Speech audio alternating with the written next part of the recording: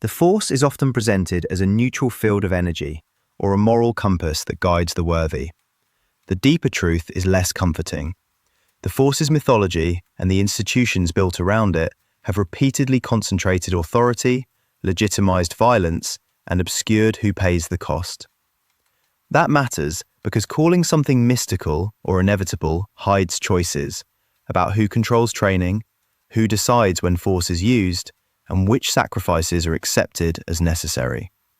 Put simply, the Force isn't just metaphysics, it's power organized. Look at how the Jedi Order institutionalized access to Force knowledge, how it normalized removing children from families for training, and how a peacekeeping religion became a military command during the Clone Wars. Then consider the Sith, a compact political theology that transforms personal ambition into historical destiny. Together, these practices turn spiritual language into political leverage. To get to the heart of this pattern, start with the Jedi's evolution, how an order founded on restraint became a republic arm, and what that shift reveals about the Force's darker functions in galactic history. The myth of the Force as a single, moral authority was manufactured inside institutions, above all, the Jedi Order. At first, the Order described itself as an interpretive body, readers of signs in the Force, advisors to fracturing states, teachers of restraint. Very quickly, that interpretive role hardened into bureaucracy. Doctrines were written, rituals standardized, a temple was built on Coruscant, and a high council took on the power to decide who could interpret the Force for the galaxy. Those choices did not simply organize practice, they defined legitimacy. The Force went from a widely experienced phenomenon to a credentialed monopoly. Training was where that transformation took root. The Order taught a disciplined relationship to feeling, restraint, detachment, service, and turned those attitudes into formal pedagogy. Young initiates were brought into the temple as children, removed from family life, and instructed that attachment was a spiritual danger. In practical terms, this produced people who were less likely to challenge institutional authority. Curriculum emphasized technique, control, and conformity over pluralistic inquiry. Emotions became a category to be policed rather than explored. Over decades, an exploratory culture became a culture of compliance. Serenity and duty became the language that delegitimized dissent. Two administrative mechanisms enforced the Order's monopoly: selective recruitment and centralized knowledge control. From the High Republic through the Clone Wars era, the Jedi systematically took in Force-sensitive children and raised them inside the temple. That was framed as protection, but it also created loyalty and dependency. The introduction of the midichlorian test illustrates how scientific language was converted into bureaucratic credentialing. Potential could be counted, recorded, and thereby rationed.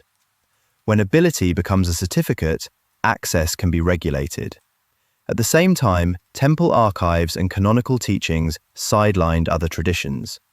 Night Sister magic, the Bendu's local teachings, and other regional practices were labeled dangerous or heretical and pushed out of the mainstream. The result was an institutional map of the Force that left out large swaths of experience. The High Council enforced those boundaries. Its decrees read like both spiritual law and government policy. That dual character mattered because it permitted moral language to be used as political cover. Decisions about missions, about who would advance, about what counted as acceptable teaching, these became both doctrinal rulings and operational orders. When a moral authority asserts the right to interpret destiny, military action can be reframed as a defensive virtue, and diplomatic failure as moral failing. That rhetorical move turned the Jedi from mediators into a quasi-state instrument. This shift from peacekeepers to generals is the clearest example of institutional choices shaping history. The Order's emphasis on obedience and detachment produced warriors who could serve as commanders when the Republic needed an army. What had been taught as discipline became operational readiness for command. Framed morally, participation in war was not politics, but preservation of order. which justified extraordinary measures and obscured whose interests were actually being protected. The Clone Wars exposed how those organizational habits made the Jedi vulnerable to co-option. An institution built to advise and counsel became a large, centralized military bureaucracy almost overnight. Compare that with the Sith model to see how organizational theology determines practice. The Sith condensed power into a political lineage.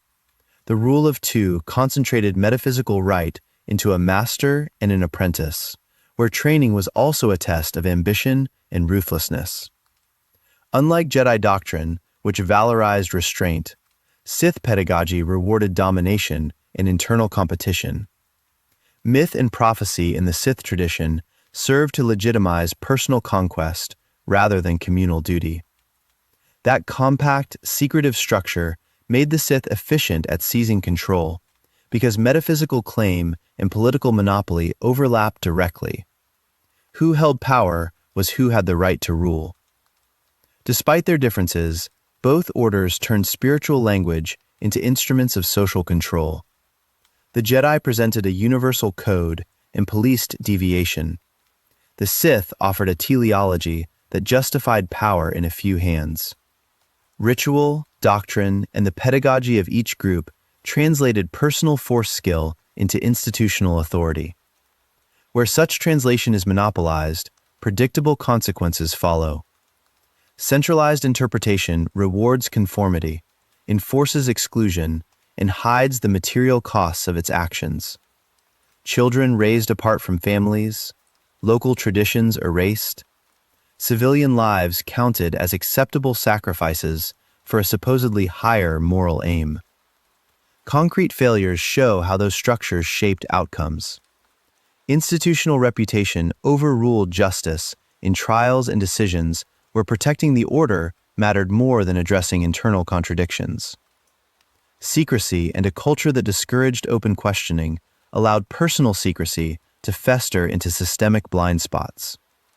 The midichlorian test turned biological data into gatekeeping paperwork. Recruiting children cultivated a pipeline of loyalty that could be exploited. The Jedi's role as generals demonstrated how moral framing can become military mandate. On the Sith side, the rule of two embedded assassination and betrayal into the logic of succession, making violence a built-in mechanism of legitimacy. Reading the Force as an institutional artifact rather than a neutral energy reframes many of the saga's turning points. Individual failures, falling to the dark side, secret attachments, betrayals, often trace back less to innate moral weakness than to incentives and constraints built into organizations. When spiritual vocabulary becomes the language of authority, it becomes a tool to shape social order. Those institutional choices were not accidents. They were designed, formalized, and enforced. The myth of the Force as pure morality masked networks of power and exclusion. Understanding how those networks were constructed shows why doctrine and ritual so often served political ends, and what those ends cost in human and cultural terms. The record is consistent. Institutions that claim special status with the Force repeatedly turn their spiritual authority into political power. That conversion follows a handful of concrete moves: militarizing guardians, manufacturing crises, policing membership, hiding power behind secrecy, and normalizing violence as a method of governance. Each episode in Star Wars history shows a variation on that logic, and the consequence is predictable. Doctrine becomes a tool for domination. The most obvious example is the Jedi Order's shift from counselors to commanders. For generations, the Jedi acted as peacekeepers and advisors. By the Clone Wars, they were leading armies. Accepting military command changed incentives inside the Order. Obedience, chain of command, and operational security began to outweigh internal debate and philosophical scrutiny. When the Council took on battlefield authority, the administrative systems that supported them, rank structures, orders, and close cooperation with the Republic's military, also made them vulnerable. Order 66 didn't simply kill Jedi one by one.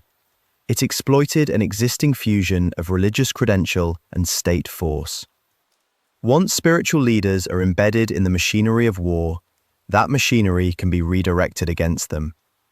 Palpatine's rise is the textbook case of how narrative control and covert intervention convert spiritual legitimacy into political control. He spent decades cultivating fear, framing the galaxy as a choice between chaos and centralized order, and presenting himself as the rational response. He then engineered a war that justified sweeping emergency powers.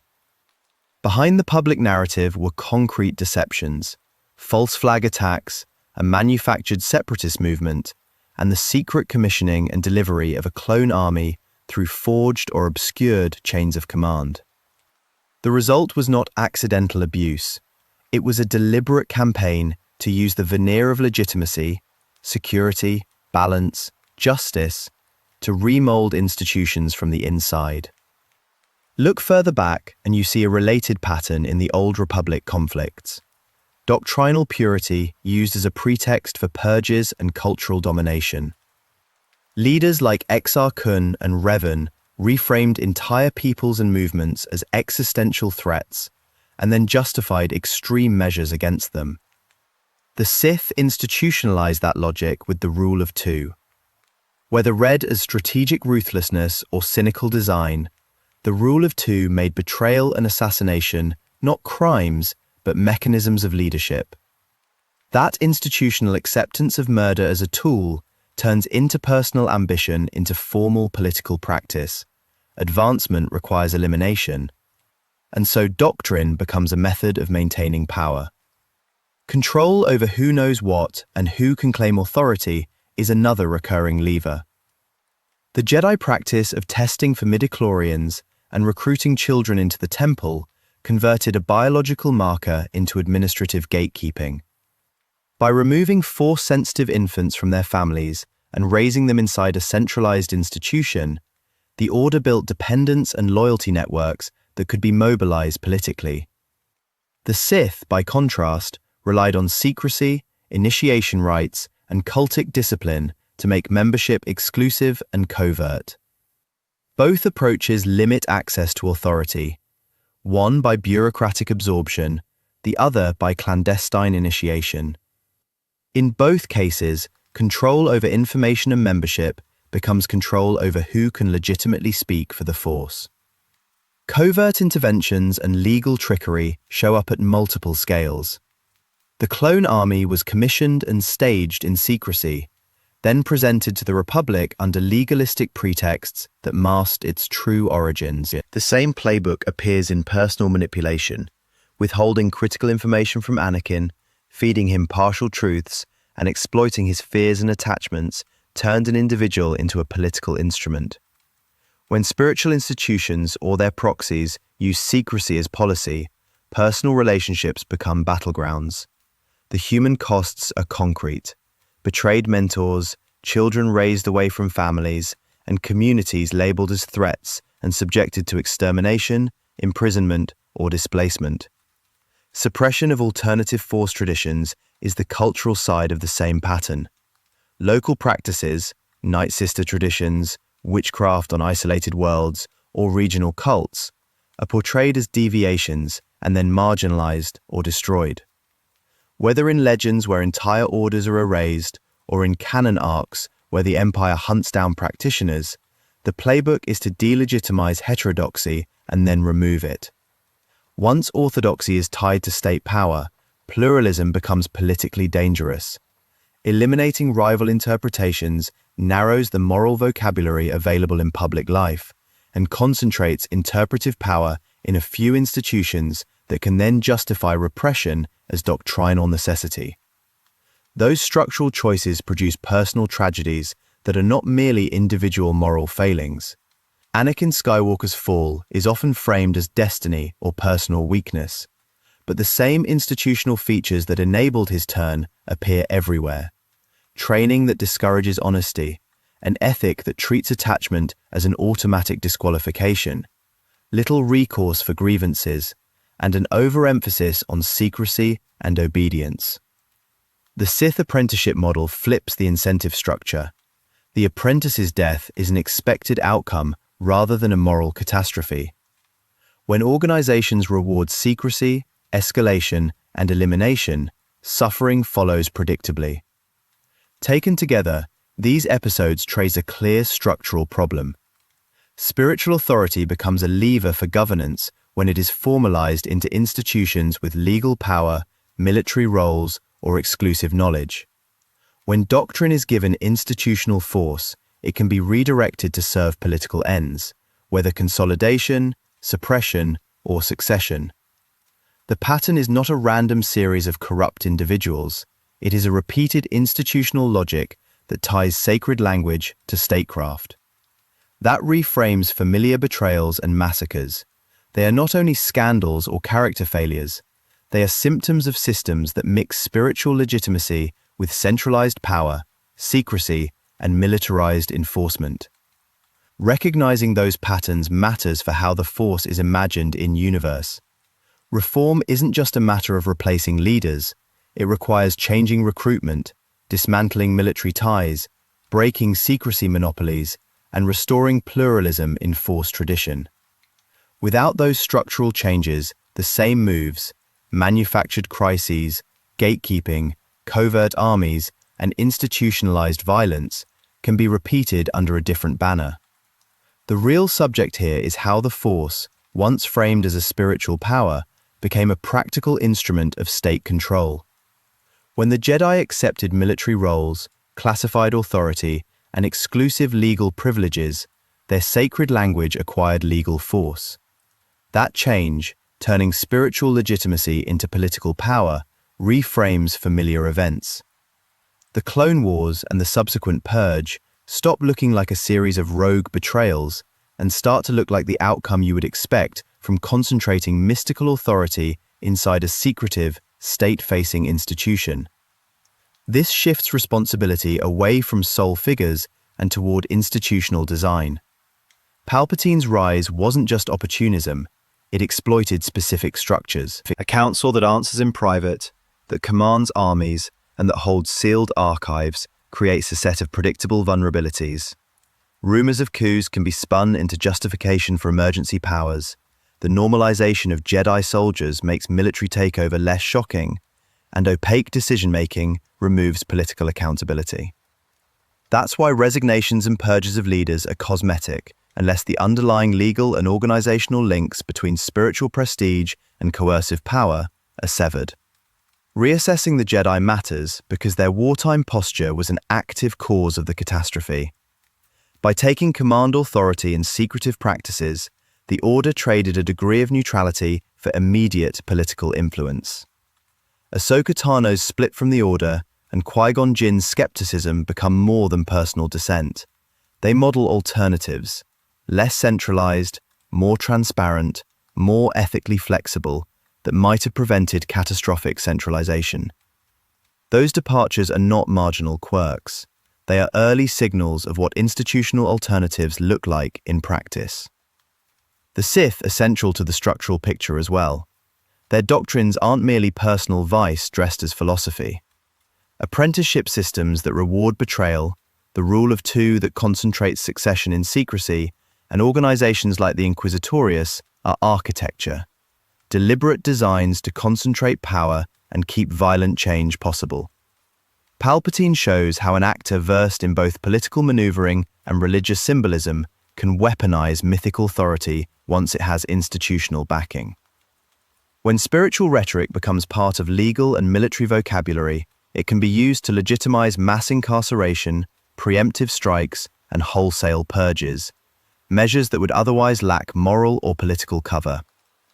Seeing the Force as a technology of power forces a different ethical framework. The old binary of light and dark is inadequate when forceability functions like a tool of governance. Ethical practice must be operationalized. Who decides when force is used, under what constraints, and who has standing to challenge those uses? Concrete principles follow: transparency about training and use, proportionality in interventions, consent where possible, and public accountability for abuses. These principles change both training and oversight, teaching moral reasoning alongside technique, documenting missions, and creating independent review for contested actions. If the problem is structural, the remedies must be structural. First, decentralization reduces single-point failure. Instead of a monopoly council, force traditions could be distributed across independent schools, community mentors, and family or clan-based lineages. A networked landscape of teachers and traditions makes it harder for a single actor to seize all competent practitioners, and it opens space for competing ethical interpretations. Decentralization requires standards, accreditation, ethical curricula, and mentorship norms, so it does not become a free-for-all. Second, doctrinal reinterpretation matters. The rigid light versus dark schema simplifies decision-making and enables exclusion. A more plural approach would recognize emotions and attachments as material for ethical judgment, embed histories of institutional abuse into training, and teach doctrinal humility about prophecy and destiny.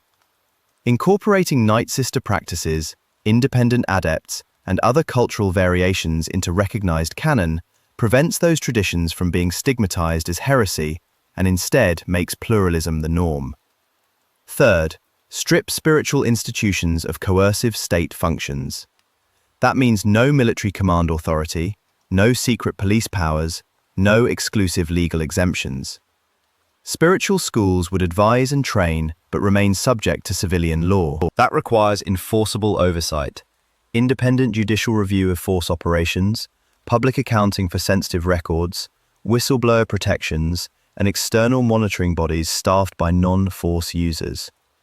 Archives that could justify clandestine actions must be governed by mixed civilian force committees rather than closed councils. Practical governance details matter. Require open recruitment records. Codify limits on force use in policing and warfare. Create accessible grievance procedures for those harmed by force policy. Give apprentices legal protections against forced subordination and hold instructors accountable for abuse.